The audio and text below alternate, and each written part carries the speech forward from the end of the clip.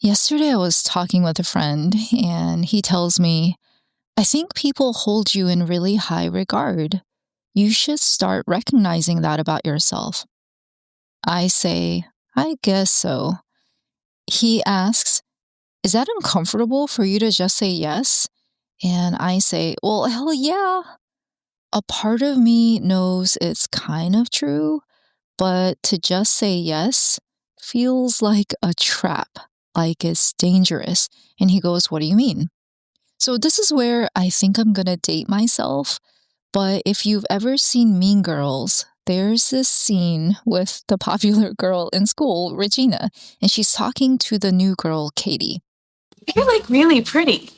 Thank you. So you agree? What? You think you're really pretty? That's the trap I'm talking about.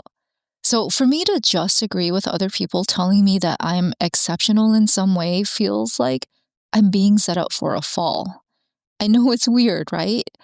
But this got me thinking, why are there so many of us that just can't seem to accept the truth about our gifts? That we are actually pretty freaking good at or even really smart with certain things. So, if you've ever felt the same way, where somebody recognizes something special about you, but you just can't take it in, then you'll want to stick around for this episode because I'm talking through why on earth I've done this, what I trace it back to, and how I've learned to manage this.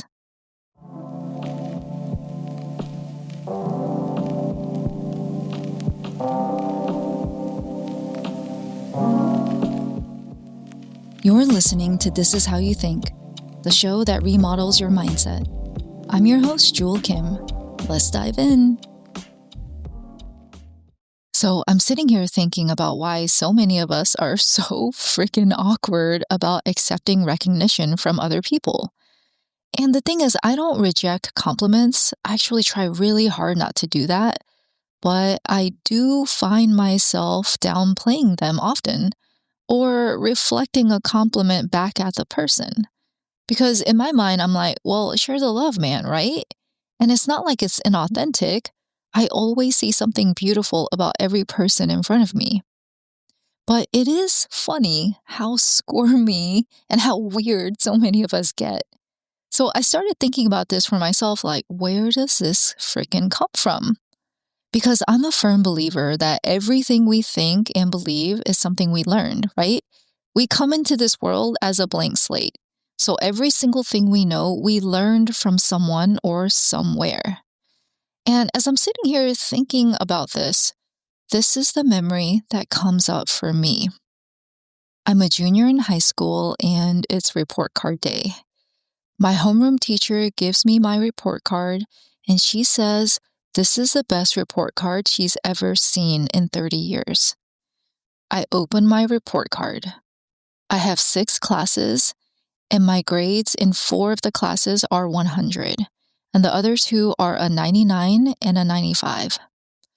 I've always gotten straight A's, but I have never gotten grades this high. So I go home and I am just bouncing. I'm like so excited. I cannot wait for my parents to get home so I can show them my report card. And I'm thinking, finally, this is going to be the moment they'll have to say that I did a good job. My parents finally get home from work, and I pounce on my dad at his desk. Like, Dad, look at my report card. He puts on his glasses, looks at it, and then he points to those 2 classes, and he says, why aren't these also 100? I feel like somebody slapped me across the face. In 1 second, I go from so excited and so happy and proud to feeling so small. And I think that was pretty much how it went through my entire childhood. Even though I was placed in gifted classes, in our family, for some reason, my brother John was the smart one. I was just one of the girls. I guess it's weird now that I think about it because me getting good grades was expected. Like it was just what I was supposed to do, so it wasn't special. And therefore, I wasn't special. But my brother was special. I don't know what it was. With my parents, it was almost like nothing I did was really celebrated. Like, even when I graduated number two in my high school class out of 435 people, my mom said, "Too bad you weren't number one." It's probably how I internalized this idea that I don't get to own being good at something. And sometimes I was literally punished for being too matter of fact about being good at anything or being smart. Like, I was never arrogant or a jerk about it, but if somebody said I was smart and I replied, "Yep, thank you," oh my God, I would get my ass whooped. I was like never allowed to acknowledge or be proud of myself. So, when my friend yesterday asked me if saying yes felt uncomfortable, and I told him it felt like a trap, like that's what I was feeling. Because owning that I was good at something was literally physically dangerous. And what a lot of my friends don't understand, right? Because whenever I've told them this, they're like, but you're not living in that situation anymore. You're an adult. And like that whole I'm being led into a trap feeling, it's not paranoia. Like it was an accurate read of the house and family I actually grew up in. And of course, my friends are right. Like the problem is, I don't live with my parents anymore, but my internal alarm system hasn't totally updated yet. It hasn't caught up. And it's probably why when I started growing my Instagram, not once did it cross my mind that maybe I'm just good at this. And even when people tried to hire me as a copywriter because they saw my posts, I remember saying, "Oh, it's just beginner's luck. Oh, it's because Chris shared a couple of my posts. He gave me his followers." So I always had like some reason outside of myself. And it's kind of the same reaction when people tell me I'm smart. I used to say all the time, "Oh, I'm not really that smart. I just work really hard." Or, "You know what? I'm not that smart. I just know how to learn." I guess in a lot of ways, it's like my younger self with the report card grew up, but I was still standing there expecting to get mocked or put down. In my corporate career, I didn't ask for more money because I didn't think I was allowed to. I had a really hard time speaking up in meetings because I always felt like I was about to get smacked. In my business, it's why I used to undercharge. Several years ago, I even sent potential clients off to other people because I had this feeling like I don't really know what I'm doing, and they probably need somebody who knows way more than I do. Like I was straight up giving away work because I didn't believe I was good enough for it. So I was afraid I was going to let them down. Now, as I'm sitting here reflecting, I know this sounds kind of sad, but I promise you this is not like a, oh my gosh, so depressing episode. Like I'm just sitting here reflecting and thinking through everything I've learned. And here's a more positive recent example. It's one of those times where I think maybe I actually needed all of this stuff to happen so that I could have the opposite story, even though like this really wasn't a pleasant experience. So last year for Black Friday, I took on a client at the very last minute, like literally the weekend before Black Friday to run his ads. I'll sometimes do marketing work for other people, like on a very selective case by case basis. So for this guy, he hires me on like literally Saturday. It takes me about 4 days to set up his entire email campaign and build out about 100 different meta ads. The ads run for 4 days, and by the end of those 4 days, they bring in 30 grand. When I look at that, I'm like, oh man, 30 grand in 4 days is kind of serious. There was no friend helping me through this, so there's no one I could shuffle the credit off to.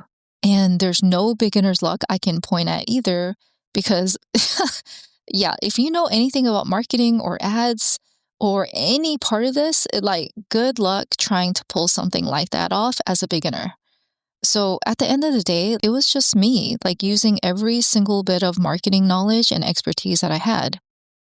Now, as I'm telling you this, I know I have other positive examples, and I bet you do too. But the thing is, you've forgotten about them because you're not writing them down. And this is why I've started writing down every day the moments that make me feel something, the moments where I did something pretty cool, or just something where I learned something or like I changed. And it's so important that we record these memories when we do something that's like really cool or awesome, because we only focus on the negative. I spent so long unable to believe I was good at anything because of how my parents raised me. This is why I didn't really believe I was smart. I felt like I did pretty well in school, but because my parents didn't allow me to actually think of myself as smart, I couldn't. And in fact, they called me stupid all the time. So they put a lot of conflicting messages in my head, and it's taken me a long time to set the record straight with myself. But I'm finally starting to recognize that not everyone can do what I do, and that's okay. Acknowledging our gifts doesn't make us arrogant. So if you're still listening, I really want you to realize that some people are just never going to give you the words of affirmation that you've been waiting for. I got a lot of fucked up programming from my family, and maybe you did too. But at some point, I had to have a come to Jesus moment with myself and take responsibility for my own life. So I stopped waiting for my parents to finally see or realize how special I was, because that day was never coming. I needed to be the one to see it. And the way I started embracing my own special sauce was by writing down my moments, like how I said earlier. So every time I do something that most people wouldn't or couldn't, or even somebody comes to me for the thing I'm actually great at, I write it down. People send me beautiful messages, I screenshot those and I put them in a folder. So think about that one thing people always come to you for. The thing you probably brush off like it's nothing. That's your special sauce. I want you to write that down. And this next part is really important, and I'm begging you to remember this, okay? You're allowed to own that you're awesome at certain things. Stop calling it luck. It's real, and you're allowed to be proud of that. That means when someone looks you in the eye and tells you that you are worth admiring, that you are someone who is so special, take the damn flowers because they're yours. Stop downplaying this. Stop fighting how cool you are. Just take it in and let it wash over you from the top of your head all the way down to your tippy toes. Soak it in, because you deserve to feel this and say thank you. All right, that's it for this week. If you know somebody who needs to hear this, or you have that one friend who's always rejecting compliments like they're freaking allergic, then do me a favor and send this episode their way, because it's a 2-for-1. You help me grow the show, and you help somebody boost their self-confidence. As always, thank you so much for listening, and remember, I believe in you. See you next time.